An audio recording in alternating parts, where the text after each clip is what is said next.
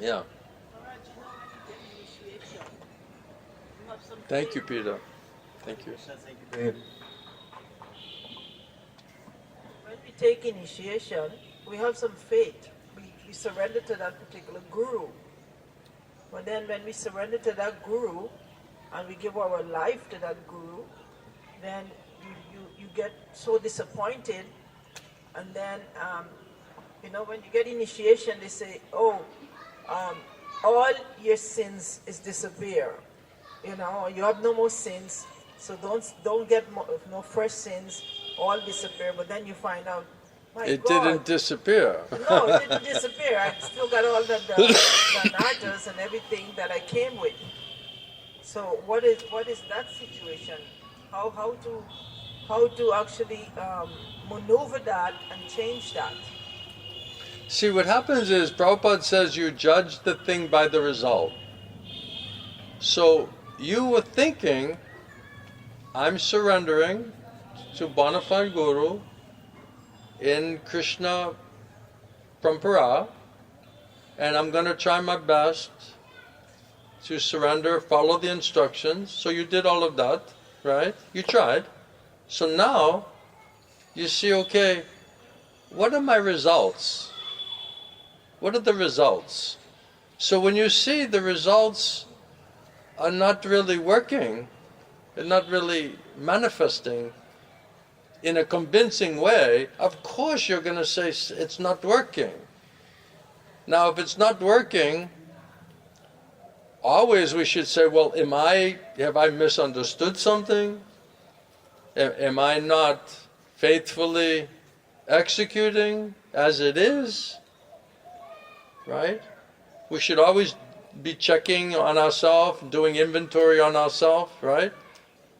We should always feel like I can do better, I can improve, right?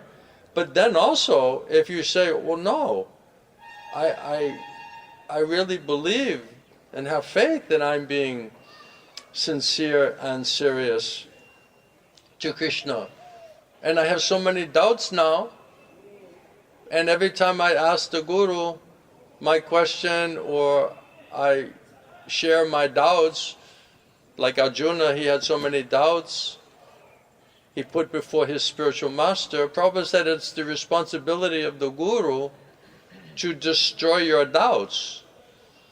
So it's your responsibility as disciple to bring your doubts before the spiritual master. That's your responsibility, and it's his responsibility to destroy the doubt. So if you bring your doubt, you have to give him opportunity by sharing your doubt, and then it's the Guru's responsibility to destroy the doubt. And can he destroy the doubt is the question. Now this is after the fact that we're saying like this. But actually, if Krishna gave you intelligence and faith to understand Guru Tattva properly, he would have sent you a bona fide spiritual master from the beginning who could answer your questions according to Guru, Sadhu and Shastra, and automatically, spontaneously answer your questions and destroy your doubts. That's a better way. But because we didn't know all of that, you can't follow something you don't know, so then later it's not working, and then naturally you'll say, why it's not working? Okay, maybe it's me. But Prabhupada said, the speaker must be authorized and empowered, and the person who's hearing, disciple, must also be qualified and authorized. Then it will work. So if it's not working, it can only mean one of two things. It's either him, or three things. It's either him, or it's me, or it's combination. So either he's not qualified, and therefore I'm not benefited. Or I'm not qualified, therefore I'm not benefited. Or neither of us is qualified, therefore neither of us are being benefited. That's the only thing you can be left with when you take the results. Now this is like the back way of coming to the same conclusion, judging the thing by the results, right? But if we start from the beginning, understanding how to convince Krishna that of our sincerity and seriousness to surrender to Krishna. And the problem is that when we get a guru, we think, well, I got cheated. Some may think, I got cheated, I was sincere. One devotee I was preaching to in Europe, he was saying, I was so sincere, I was so I want to surrender to Krishna, but somehow I got cheated by getting wrong guru. Then he fell down, he left, and then I accepted another guru, and then he's also not, I have no faith in him, so I got cheated again. So then I started saying, well, why would Krishna cheat you if you're so sincere and you're so serious? And I said, you got cheated, you accept that you got cheated twice, right? And he said, yes. And I said, and you also think that you're completely sincere and serious, right? And he said, yes. So I said, so if you're so sincere and serious, why would you get cheated? Doesn't that make you question your assumption?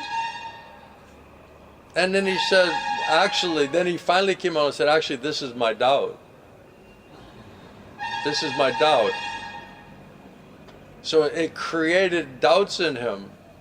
Doubts in Krishna, doubts in the process, doubts in the guru, doubts in himself. It just creates all the different doubts because he doesn't have the right understanding and the right philosophical, spiritual science. So then we need right training. Hmm? So then we need right training from the beginning. Right. That's what you're saying. But where was the training? In Atlanta, Georgia. If you ask most devotees, they said, oh, you've been in ISKCON for 6 months or 1 year. You need a guru. You got to pick a guru. And then you're like, oh, I know, okay, no problem, but not appeared yet. No. If you want to serve here, you want to live here, because if you're not accepting our guru, that means you think there's a problem with our guru. Therefore, we're questioning you that you have doubts in our guru. So if you want to associate with us, you've been here long enough to realize that he's a pure devotee. So you should accept him. And you're not accepting him means that you can't be trusted. Yeah. Right? So they put such a peer pressure on you. Such ecclesiastical peer pressure. It forces you.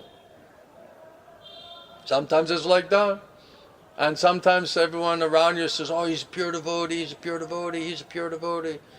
And then my Gurudev would say, well, did you ever stop to think whether he's actually pure devotee or not? Oh, they said he was a pure devotee.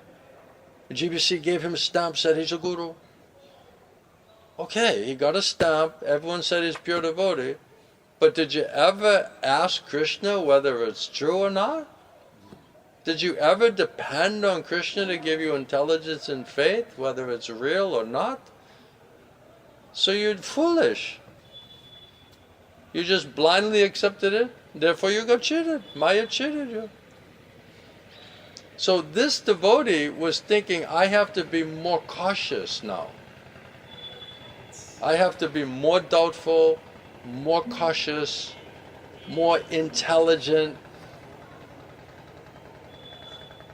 That's how he reasoned out that after I got cheated twice, that it's just I wasn't intelligent enough, I wasn't careful enough, I wasn't suspicious enough, I wasn't, calculating enough, right? I was just being blind, following. And my question was, that if you're a material consciousness, and you have false ego, and a pride, an imperfect mind, intelligence, and senses, you can be as cautious as you want to be, but your intelligence is faulty. Your senses are faulty because you're not depending on Krishna. You're depending on Maya. And he couldn't understand it. But can we judge? We can judge from the person languages they speak. Sometimes they because if they're talking a lot about Krishna, it could be a pure devotee. We can tell by the person's language, the way they're talking, that it could be a pure devotee. And the service. Yeah, but everybody's saying Krishna, Krishna, Krishna, mostly, right? Many of them are quoting Prabhupada's books and teachings and talking about Krishna, right?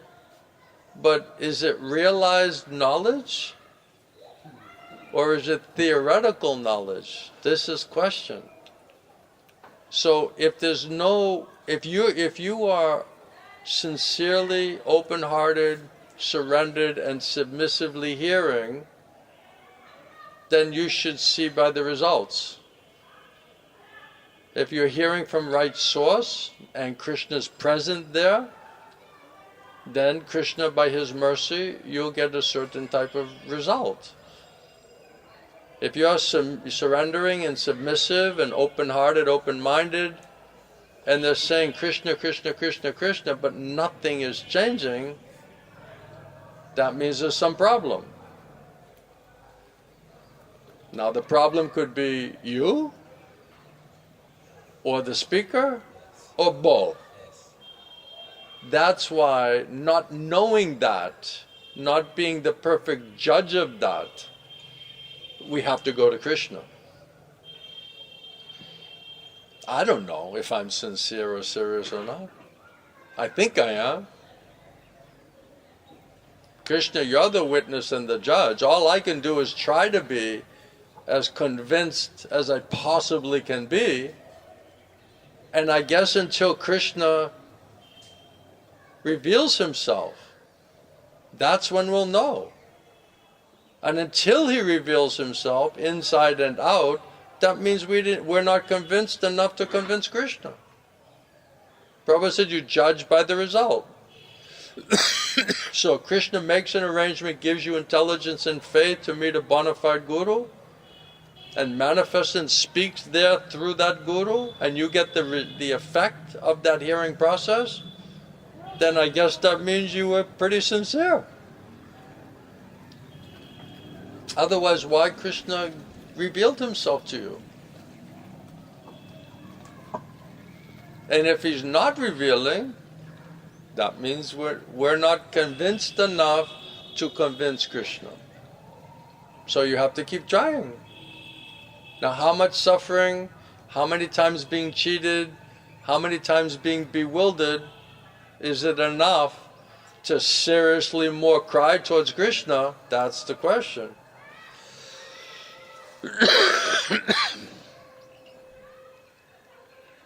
That's my understanding. So until you get the result, why you should stop?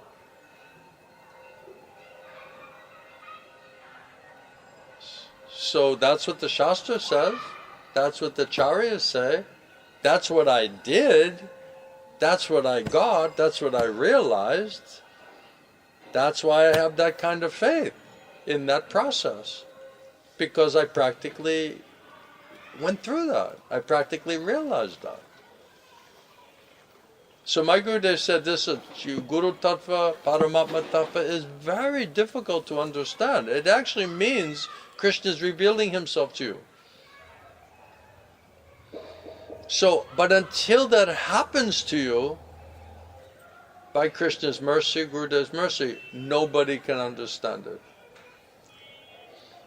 So until that happens to you, it means we have not convinced Krishna of our sincerity and seriousness. Bottom line. That's up to Krishna. We can say, well, I think I'm surrendered enough. I think I'm sincere enough. That's not up to us. I think I've done enough service. I think I'm sincere enough. I think my desire to surrender should be sufficient enough that Krishna should reciprocate. But that's not our calculation. That's Krishna's calculation. What is the quality and the quantity of your desire and activity of surrender? That's up to Krishna to determine. And until he gives us those results, we should understand clearly that we have not met the prerequisite requirement. That means there's a problem with us. And those who do meet that, then Krishna sends them to a bona fide spiritual master, and you'll understand it and you'll surrender there immediately. Promptly.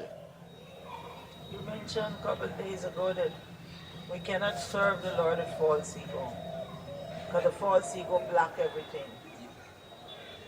You mentioned a few days ago that we can't serve the Lord when we're in false ego, because it blocks everything. But where sentimental means false ego. And we think we're doing nicely. Sentimentally. Oh, I'm offering with loving devotion. Okay. If it's real and not sentimental or materially emotional, then Krishna should reward you.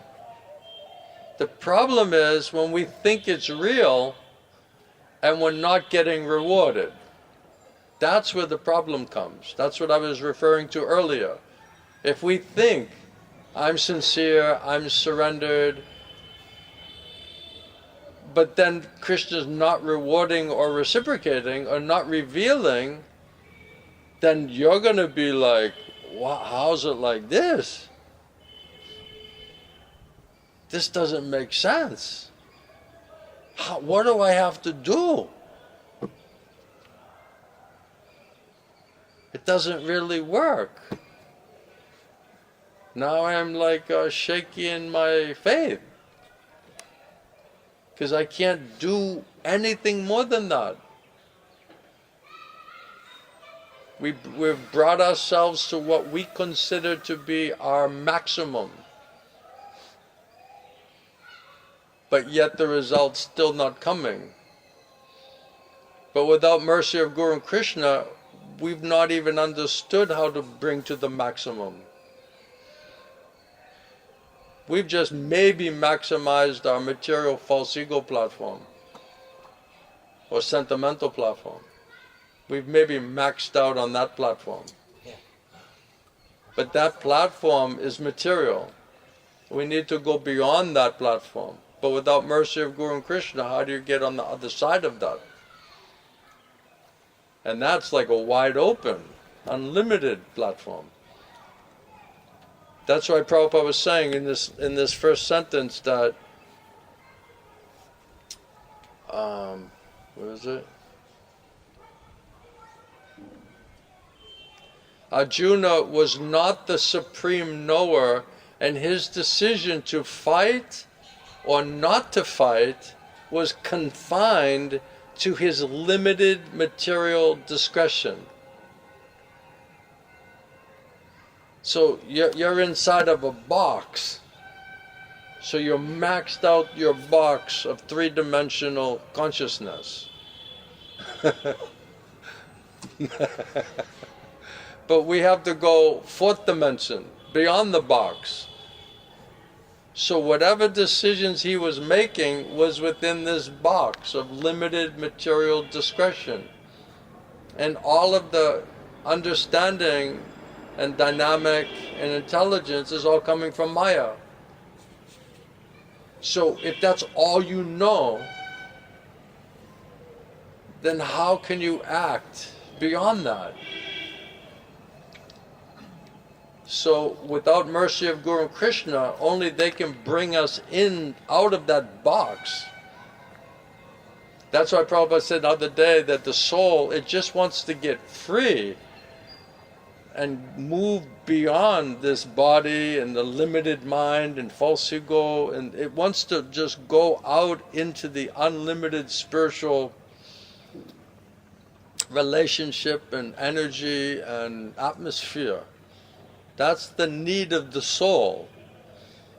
So we're inside of this box, and Maya's like, yeah, you can be happy in here. Yeah. You just didn't, you got to go up in the far right corner of this box. You've never seen that before. Right? So we just keep looking inside of this little box, and we're like, wow, this looks real familiar, you know? I feel like I've been here before. Same old song and a dance, you know?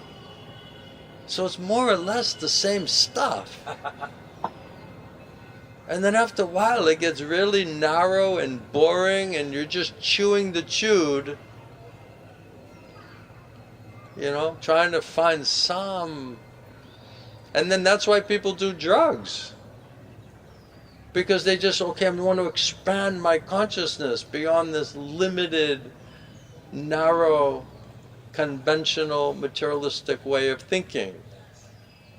And then you get some different experience, but then you find out you're just in the lower corner of the same box. And the most amazing thing is, Maya will make you feel like you're in a special place. This is very unique. Nobody's ever seen this before. No one's ever been here. It's like a secret room within the room. But it's all within the same box. It's all limited. It's all tamagun. It's all mental speculation and, you know, mental meltdown. Mental meltdown. You see all these artists, all these musicians, right? They start off, they're young and energy and creative and artistic, right? Then you see these people at the end of their life. Jerry Garcia, a lot of these people, right? Big, heavy-duty drug addicts, all die a miserable death. All they're chasing after is fun. But what is the end result? They die like horrible, horrible deaths. So, okay, you're special and you had a special place inside of the box. And then Maya says, no, you're out of this box. You're floating out into the stratospheres of consciousness. So until you transcend that box, all you know is that box. It's like the what is it, like the frog in the well? He's swimming around inside of the well, the frog. And then somebody tells about the Pacific Ocean. And all you know is the size of your water in your little dark, deep well. And then they start, isn't it, I'm not a good storyteller, but basically the frog is like, is it bigger than this water? Oh yeah, much bigger. And then he's like, he puffs himself up a little bit. Is it like this big? He said, no, it's much bigger than that. Then he more puffs himself up. Is it like this big? No, much bigger than that. And then the frog just blows up. We're maxing out. We're maxing out our material potential. Or like this other one, the guy's in the cave, right, I think, right, and there's like a one candle or something like that. And all he knows is just this one little light. He doesn't understand that there's sunshine outside because he's only seeing one little light. So if someone doesn't come and bring you outside, then all you'll know is your little limited light. So only Krishna's mercy, Krishna's devotee mercy can bring us into a fourth dimensional, transcendental, into the light, with the sun. Krishna's like the sun. Even George Harrison, he wrote, "Here comes the sun. Here comes the sun," right? What does he said? It's like Krishna. He said when you're chanting Hare Krishna, Mahamantra, and Krishna comes like the sunshine, comes into your window, and it comes into your room. So he compared chanting like Krishna is like the sun, is just coming into your life, into your consciousness, into your experience. There comes the sun.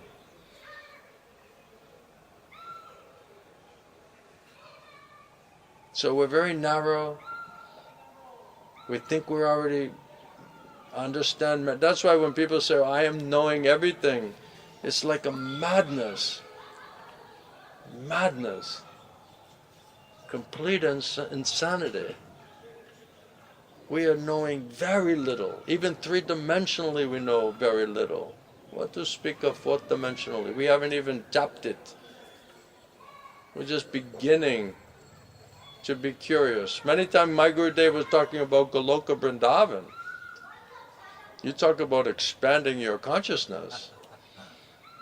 He's talking about, Krishna, Srimati Radharani, all the devotees, all of their activities and how they're moving and talking and discussing related to Krishna.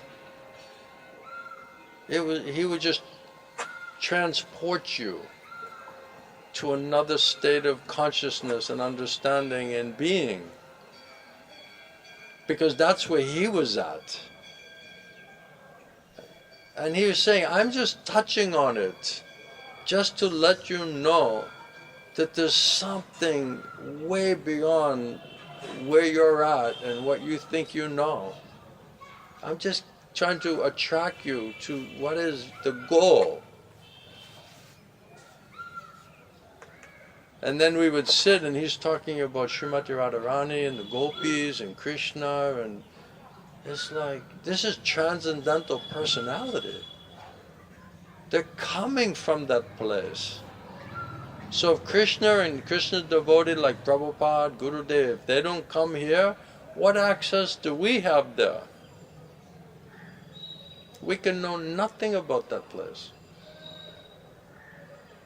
Then we would get like a little proud, whoa, we must be advanced, because otherwise our Maharaj is speaking some high topic with us. Then we got like a little proud. And then we would say to Gurudev, one devotee said, now Gurudev, now what should we do? And then Gurudev would like kind of come out of his trance, meditation, and then he would see us standing there, and he said, oh, for you people, just read the Bhagavad Gita.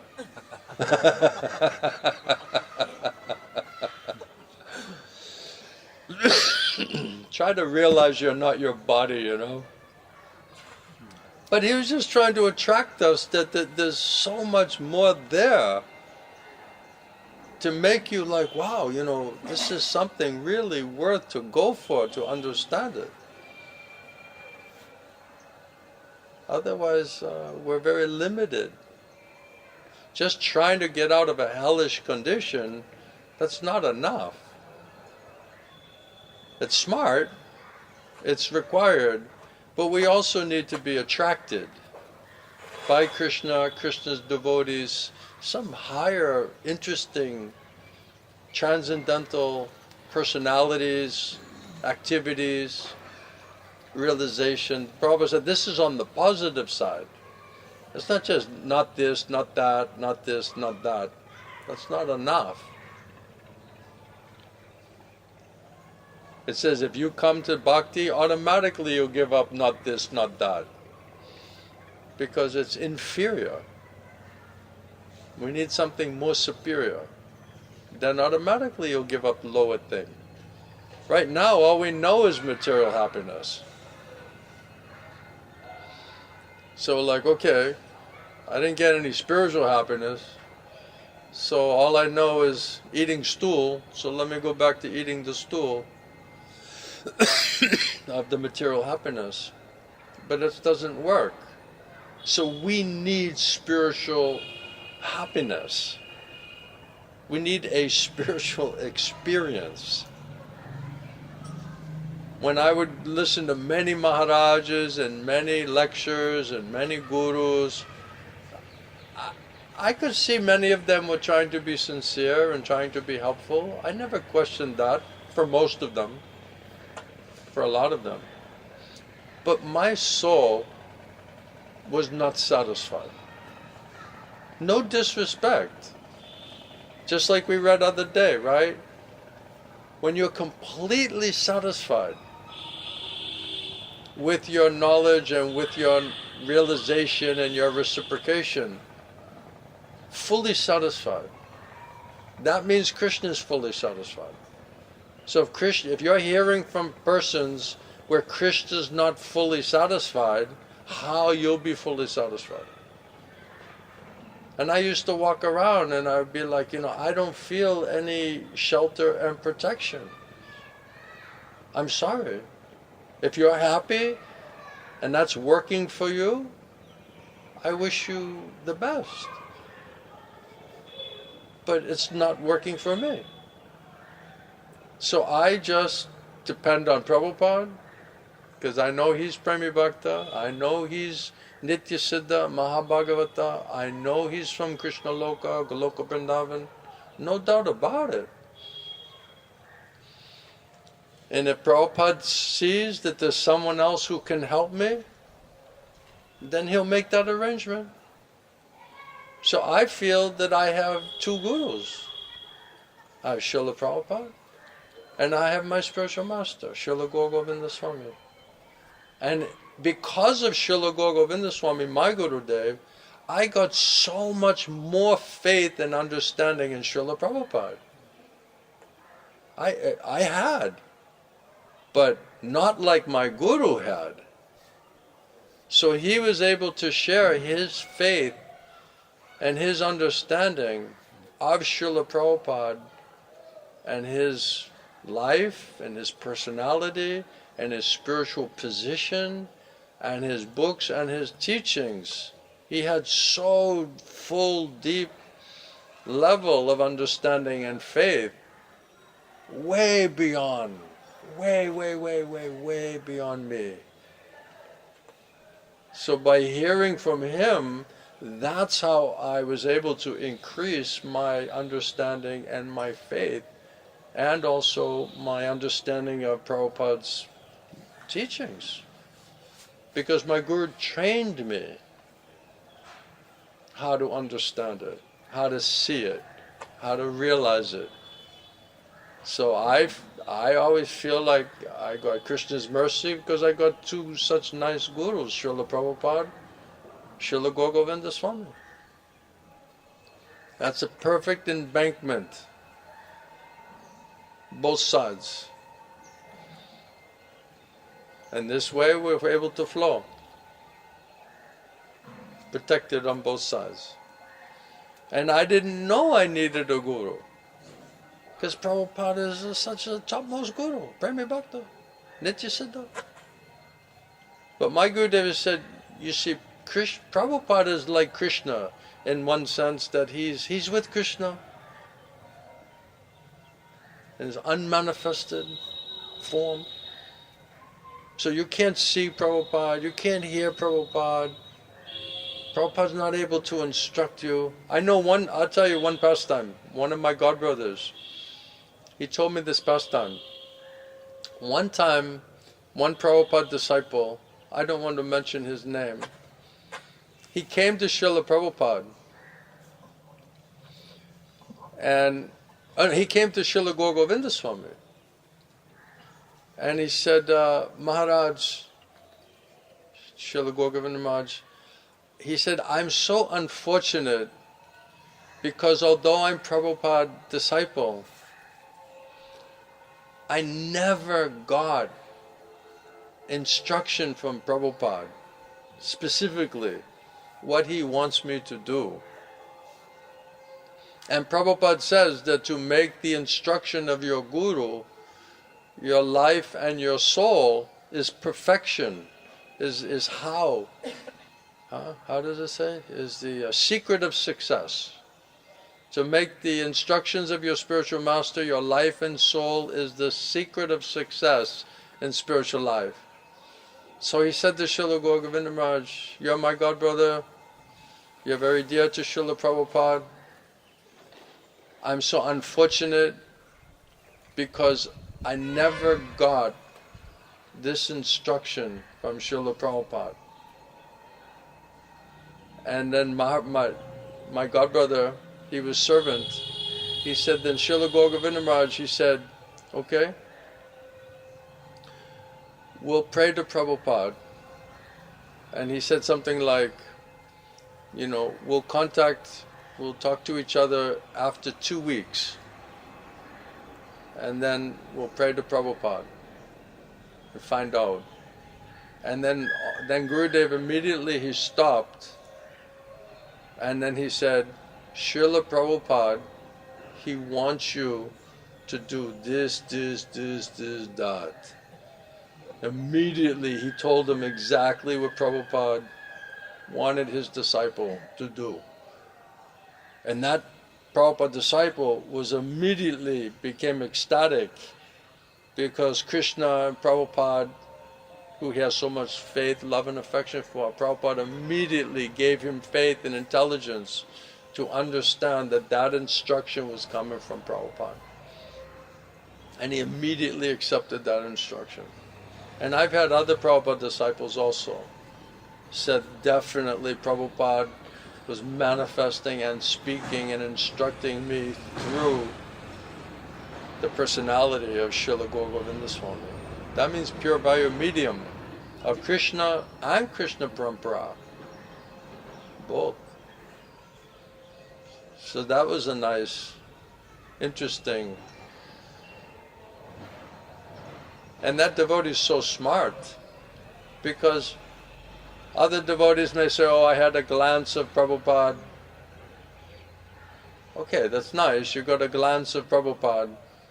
But if Prabhupada doesn't tell you exactly what is your seva, then how will you hear it? Where will you hear it from? And if Prabhupada wants to chastise you or punish you or correct you, how will you realize that? How will you hear that? So therefore Prabhupada said that Guru Krishna always manifested. Krishna Parampara is always manifested in the present. But Prabhupada said, but you have to be smart enough to catch up that disciplic succession. Because Krishna only speaks through his disciplic succession. So there's only one question. If you really want to hear Krishna, is Krishna, who is your own man? Who are you manifesting and speaking through? I don't know who are these people. But you know. So if you can kindly make an arrangement, give me intelligence and faith, then I can nicely hear you manifesting through your representative. So is Krishna has he given us that opportunity? Has he revealed to us that manifestation and revelation from Krishna through pure bio medium of Guru? If you can truly realize that with unflinching faith, that means Krishna reveals himself to you, inside and outside. That is that person's qualification.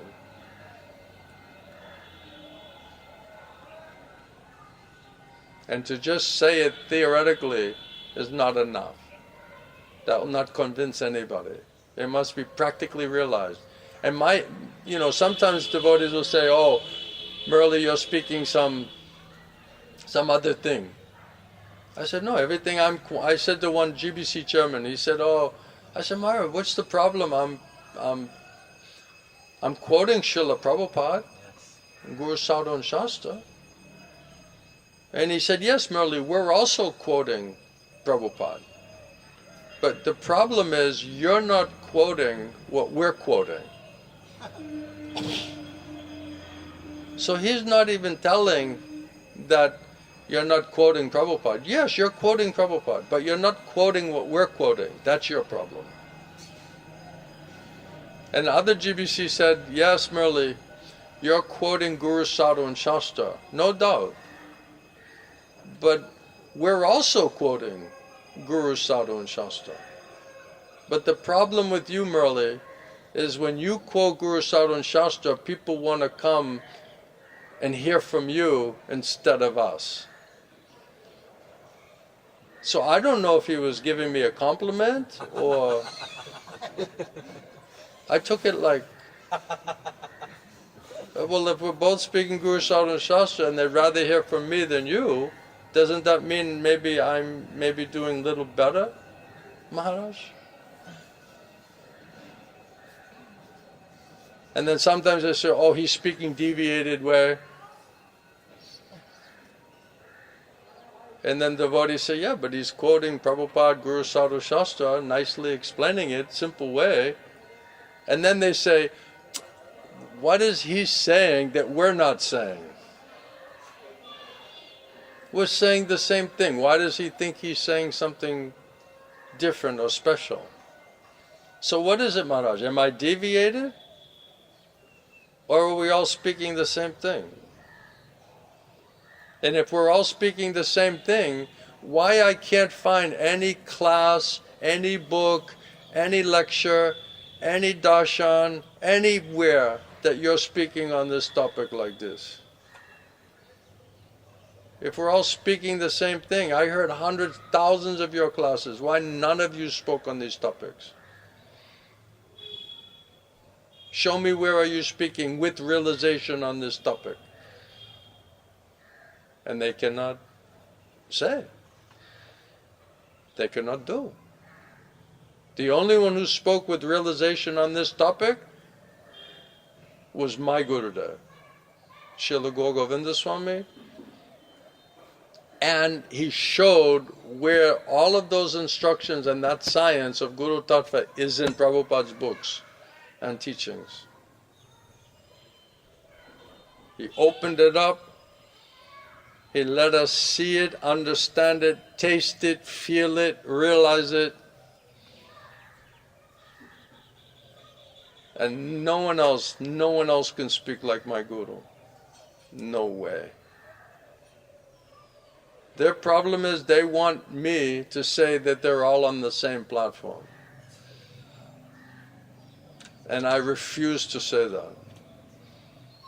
If I would just say that, then they would give me post, position, everything in ISKCON. But because I cannot say that, because it's not true. They're not on the same platform. Not even close. Not even close. Heaven and hell difference. Therefore, I'm outsider. I'm not acceptable to them. One time, one guru, GBC, I heard that he was very nice to Srila Govinda Swami when he came to New York City. I think for Rath Yatra or something like that. Maybe not Rath Yatra, but he came to New York. And I heard that this Maharaj, he was very respectful and humble and treated my Gurudev as nice, exalted Vaishnava. So when I saw that Maharaj, I considered him to be friendly, like friend of mine. So I said, Maharaj, I heard that you so nicely were treating Srila Gauragovinda Swami. You were showing so much nice Vaishnava behavior and qualities and glorification, seva. I was glorifying this Maharaj. And then he started screaming, yelling at me. And I was like completely like bewildered. I'm thinking he will appreciate my appreciation of him. And he started saying, this is the problem with you people. You think your guru is more advanced than we are.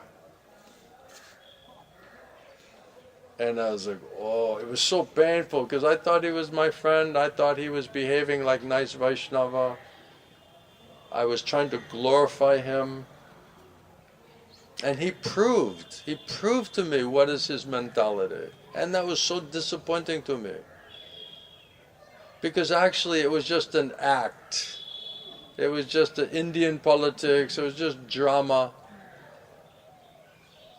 It wasn't with love and faith.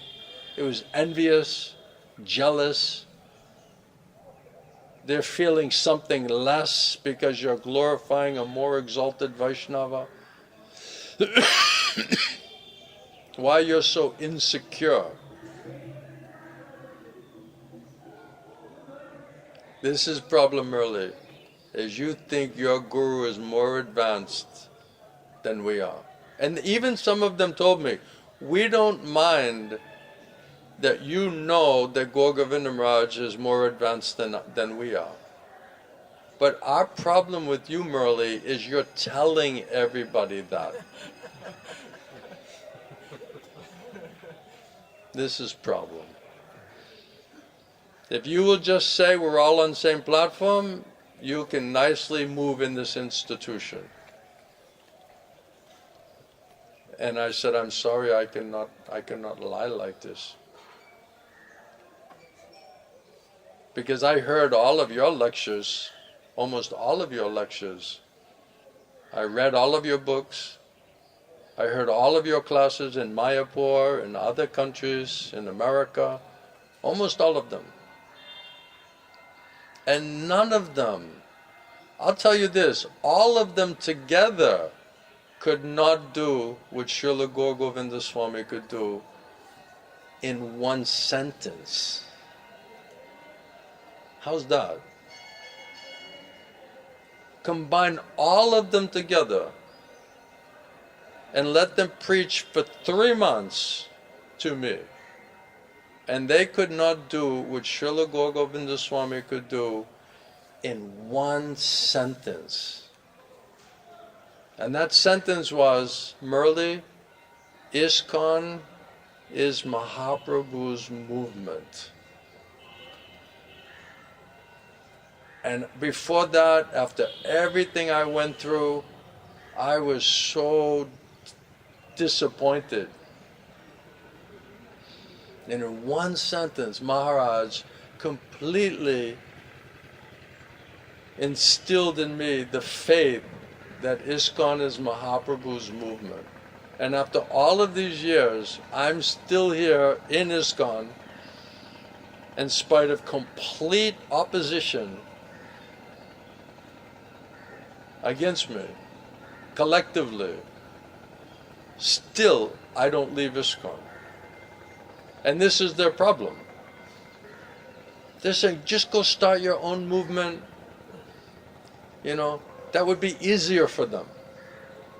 Oh yeah, he left, he started his own movement, he's on a trip, you know, he thinks he's a guru, he thinks he's a, you know, parampara, right? He's a crazy guy, right?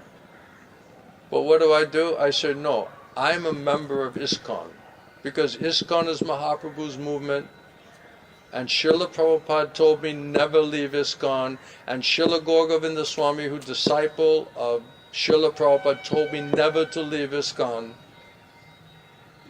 So I will never leave ISKCON. I don't care if you like it or you don't like it. And that's a problem for them. That's a big problem for them.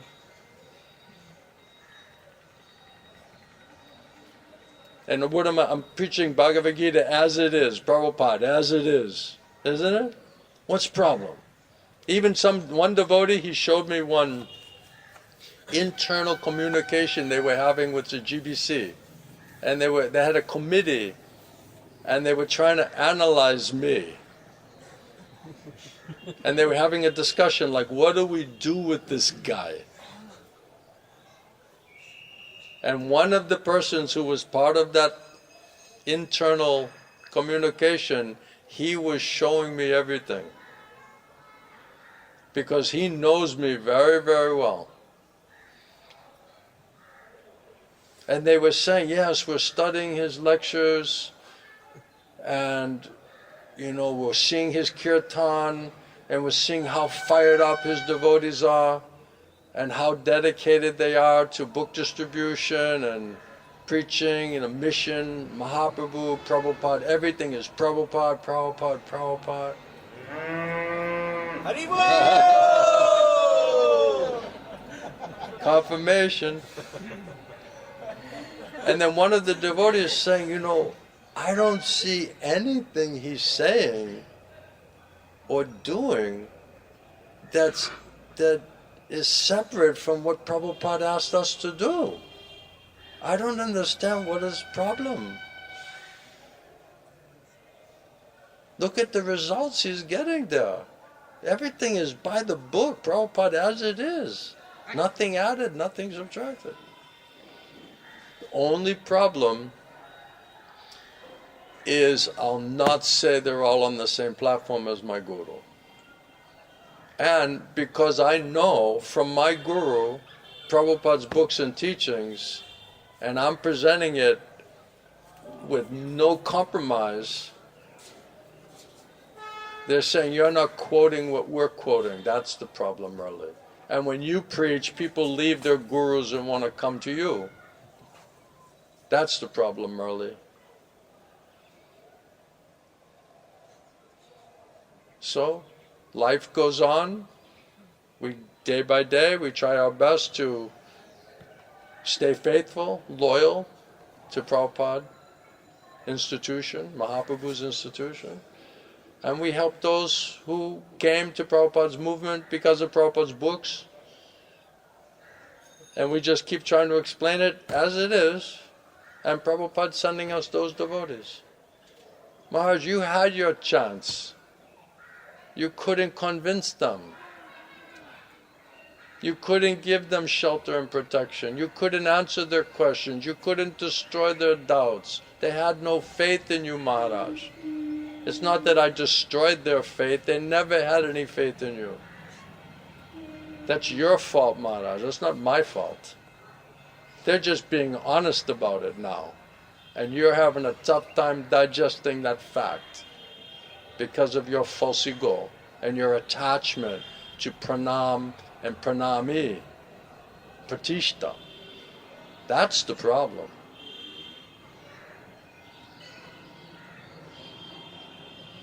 And they say, oh, but you're not being humble. Speaking the truth means humble. When Prabhupada's talking about, these people are rascals and take your boot and kick them in the face for being so rascal, is Prabhupada not being humble?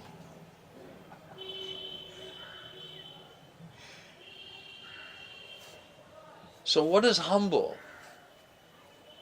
Right? Just blindly, submissively accept you as a pure devotee and just put the stamp, sign the oath of allegiance to the ultimate managing authority.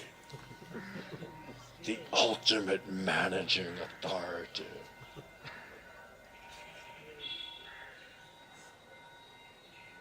Where did Prabhupada say to do that?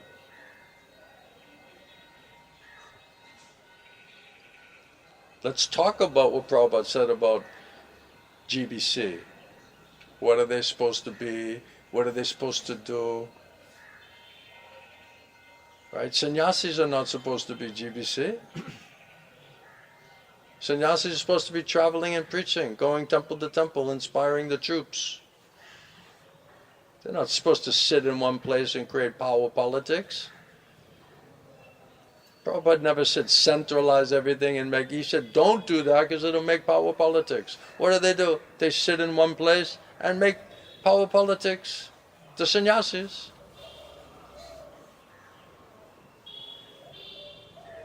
So they're not understanding and following Prabhupada's books and teachings. They're actually changing Prabhupada's books and teachings to fit their narrative.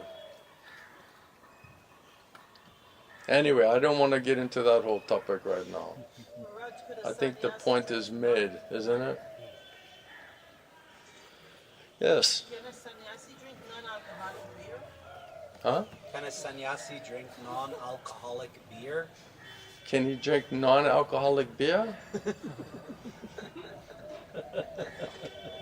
I plead the fifth. I plead the fifth. No.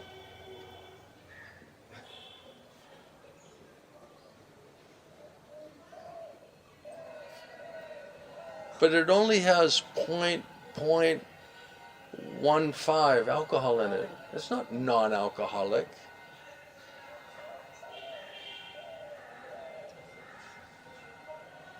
Right?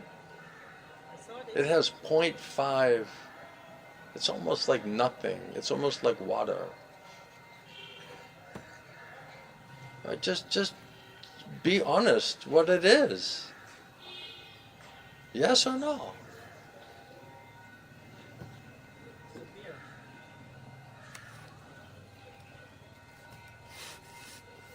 I remember I got in trouble in one temple because one person was saying, my guru says I can offer onions and garlic to the picture of the deities, but not directly to the deities. And I said something like, what kind of guru would tell you? I was so shocked and disgusted, and it came out because I have a tough time hiding my true feelings, you know. It's one of my problems, you know. I said, what kind of a guru would tell you that you can offer garlic and onions to the picture of the deities but not to the deities? It's complete nonsense. And then this person, he offended my guru. I lost faith in my guru. If he's telling you to offer onions and garlic to the picture of the deity, I don't blame you for losing faith in your guru. I'm not the one who told you to do that. It's not my fault. I just asked a provocative question. What kind of a guru? Maybe it had a little flavor to it or something. But I was shocked. One person, they were psychologists, right? ISKCON psychologists. I remember one guru, there was one guy from Orissa, and he was a ghostbuster. His name Chiteshwar.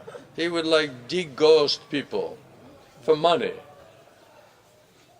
And then he would go around to the ISKCON temples and he would just do sessions to get rid of people's ghosts, you know. And sometimes the gurus would go just to get rid of like few ghosts, you know.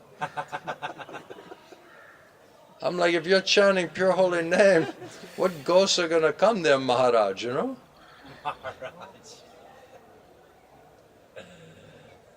I'm trying to preach nicely, but I got a few ghosts, you know. Can I just get a few of those guys out of there so I could have a little more purity while I'm preaching, you know? This is nonsense. Madness. And then they say, you say, Guru Maharaj, can you talk to us about Guru Tattva? And they said, well, right now they're discussing that in the Shastric Advisory Committee. And they're researching what is Guru Tattva. And there's some debate, there's some argument, there's some research work going on. But once they finally come out with a paper, then I'll be able to explain it to you. And then they come out with the paper, right? And then later they say, oh, there was some mistakes in that paper, so just, throw that copy away. Now we've made some adjustments. We did some political discussion, we took a vote, so now we changed the presentation, words, philosophy, right? That's not how you understand absolute truth. It's not by philosophical, academic research work. It's coming from Krishna through the heart and the mouth, the bona fide, pure devotee of Krishna. That's how the absolute truth is established. And then you're all arguing about what is the absolute truth and you're disagreeing. Prabhupada said the absolute truth is one. It's not even two. So they're all arguing about what is the truth and disagreeing, arguing, and then finally they're voting on it, and whoever wins the vote, that's the absolute truth? What is this? It's a madness. Cheating.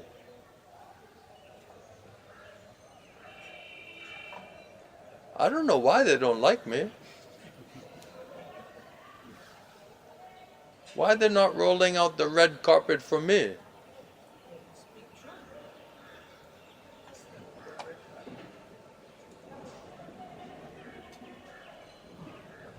So, this, if you want to win a popularity contest, I'm certainly not doing it in the right way. But my Gurudev said, you preach boldly, fearlessly, do not hesitate, and do not compromise the truth. No compromise. As it is, Prabhupada said. So that's what we're trying to do. Some people will like it, and most people won't. And that's understood. Because Prabhupada said hardly anybody's really interested in going back to Godhead. But for those who are, then Krishna will give all intelligence and understanding how to do it. That's who we heard from. That's what we're trying to share with you. And you pray to Krishna whether what I'm speaking is true or not true. Krishna will tell you. If you're a seeker of the truth, Krishna will tell you, definitely. We're not here to flatter you. We're not trying to win a popularity contest. We're not speaking so that we can get a post or position within a religious institution. If you're doing like that, you cannot be a speaker of the absolute truth. Impossible. You'll be more concerned with your position, your power, your money, your followers, your zones, your buildings, your reputation. That's what they're running after.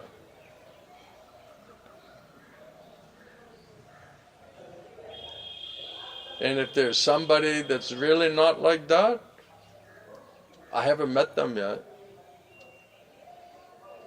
Except Srila Gaura Govinda Swami.